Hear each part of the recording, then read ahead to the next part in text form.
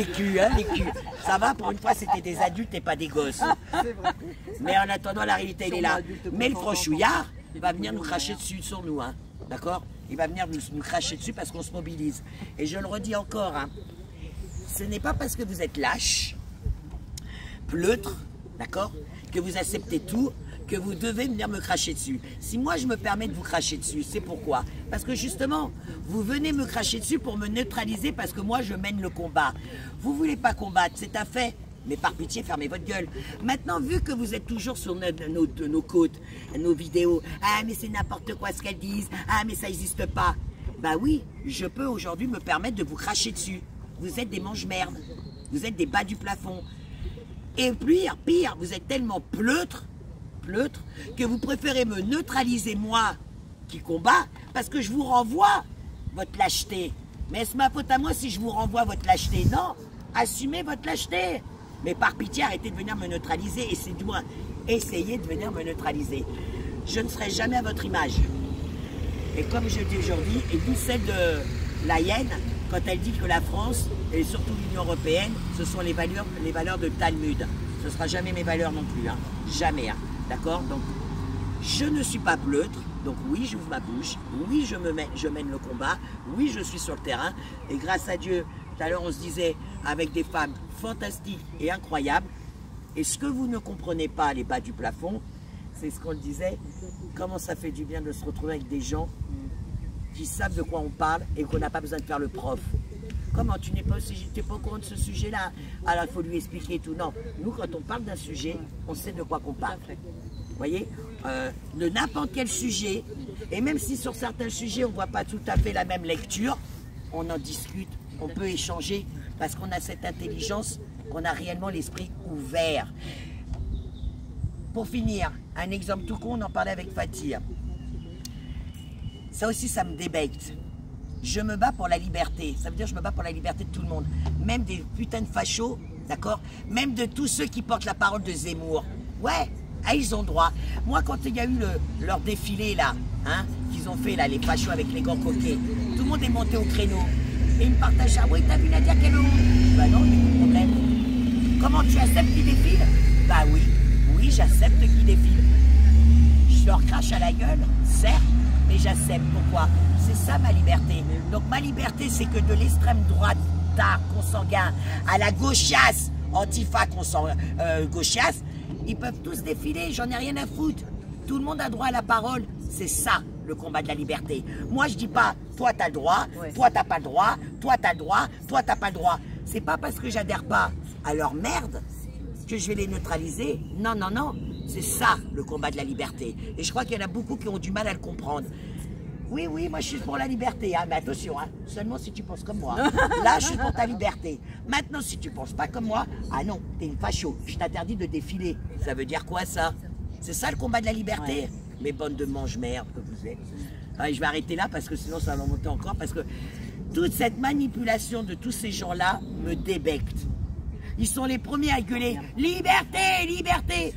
Mais pas pour cela, pas pour cela, pas pour cela. Mais liberté pour qui? Pour ta sœur, pour ta race? J'ai envie de leur dire, mais ils me tuent. Maintenant, on va revenir sur le sujet. En tout cas, voilà, j'ai fait un petit aparté, j'en ai profité. De toute façon, on est là jusqu'à 17 h. Si notre créateur nous évite la pluie sur la tête, voilà. Mais en attendant, Maximus, il est venu nous rejoindre, il est arrivé, le petit chéri. On est là. Parce qu'il ne faut pas filmer. Et Linda, bonne nouvelle. Linda, elle a reçu pour son appel, ils l'ont accepté, donc elle a son appel qui va pas tarder à arriver, enfin, faire sauter son jugement correctionnel. Elle a une date? Non, l'appel c'est pour les enfants. Ah, les enfants? Ouais. Et ta correctionnelle, tu n'as toujours pas reçu l'appel? Il faut vraiment faire sauter ta correctionnelle. C'est très important de faire sauter ta correctionnelle parce qu'il se sert de sa correctionnelle. C'est pour quand? Pour pas lui confier les pas encore la date. Ah, t'as pas la date? C'est pour les voir.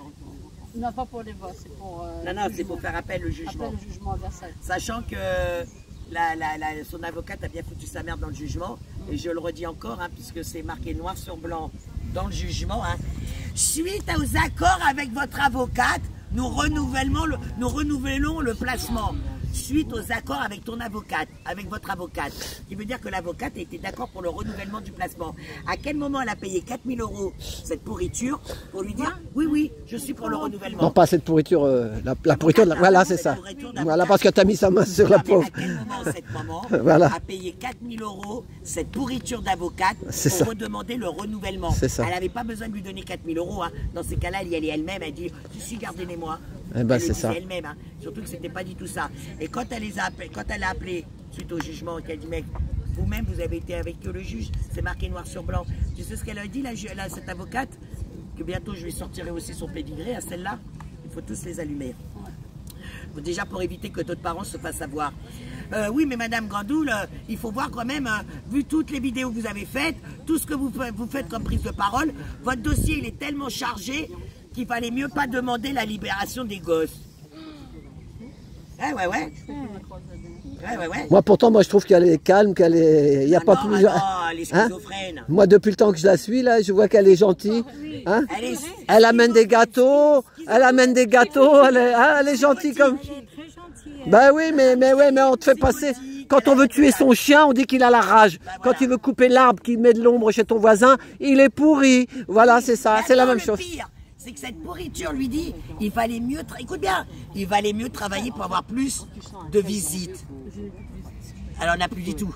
Elle a tellement travaillé, cette salope, excuse-moi du terme, qu'elle en a même plus de visites. Ils lui ont totalement sucré les visites pendant 2 ans. Donc l'avocate, elle te dit, votre dossier il est trop chargé parce que vous faites des prises de parole. Il valait mieux confirmer le renouvellement du placement, mais travailler pour plus d'élargissement de visites. Au final, elle a 2 ans de placement d'office dans la gueule, sans aucune visite. Ouais, 4 000 €. Et 4 enfants, elle a 4 enfants, hein. Et elle a son mari, elle habite avec, ils ont une maison et tout ce qu'il faut. Elle habite avec son mari, il n'y a pas de divorce, il n'y a rien. Même si elle n'est pas mariée, il est où le problème? Ouais, mais parce que souvent c'est des fois des discordes. Non, parce que moi j'aime pas ce genre de conversation, ça veut dire que les mères célibataires... Non, je dis pas. Oui, mais ils en profitent quand il y a des divorces, tout le temps. Hein, c'est souvent les divorces qu'ils en profitent. Mais là, si je peux me permettre. non mais pour faire croire que tout le monde, maintenant, est susceptible de se faire piquer ses gosses. Alain, si je peux me permettre, ce genre de propos quand tu dis dans la vidéo, oui mais elle est mariée, ça veut dire que parce qu'elle est mariée, ses gosses ne doivent pas être placés, mais qu'une femme qui vit seule avec ses enfants, c'est normal qu'on lui prend ses gosses. Ouais, Donc il n'y a pas, Alain. Oui, non. Alain, il n'y a pas à dire mariée, pas mariée, il n'y a pas. Les gens qui la suivent, ils savent qu'elle est mariée. Non, mais même si elle n'est pas mariée, on sait très bien que c'est un business, le placement abusif.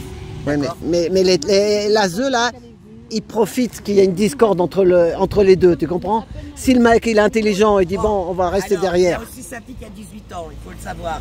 Sa fille qui a 18 ans. Sa fille qui a 18 ans, il faut savoir que maintenant qu'elle a 18 ans, donc déjà ils lui ont fait signer un contrat jeune majeur et encore on ne sait pas vraiment si elle a signé ou pas parce qu'elle n'a aucune preuve. Elle n'a jamais vu, elle n'a pas vu. Mais comme elle a 18 ans et qu'en face ils savent qu'ils ne peuvent plus trop la neutraliser, ils lui ont laissé appeler la mère et surtout ils lui ont laissé venir chez la mère.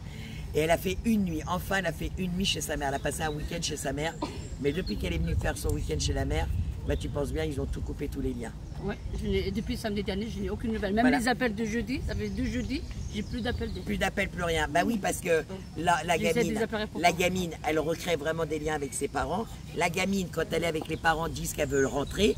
Mais elle, quand elle a les référentes lui disent « Ah non, non, c'est votre fille, elle ne veut pas rentrer. » Et justement, elle est perturbée parce que vous la forcez à venir vous voir. C'est ça.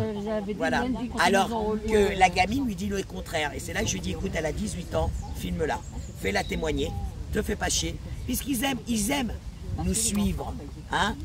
Ils nous collent à la culotte. On va lui faire un beau témoignage de la gamine. Voilà, exactement. Pour se protéger. Mais on se bat contre des pervers narcissiques. C'est du pervers narcissique, ces histoires de dingue. On va trouver le moyen, t'inquiète, on va trouver le moyen. Elle a 18 ans, elle est majeure, on va lui trouver un avocat, tu vas voir. Depuis une semaine, j'essaie de l'appeler. Donc voilà les amis. Mais elle est où? Elle est dans une famille, elle est où même? Elle est dans un EME. Ah oui. Dans un centre. Dans un centre. Quand vous donnez les initiales comme ça, vous expliquez. Dans un centre. Médico-psychologique. Voilà. Bon, attention, voilà les...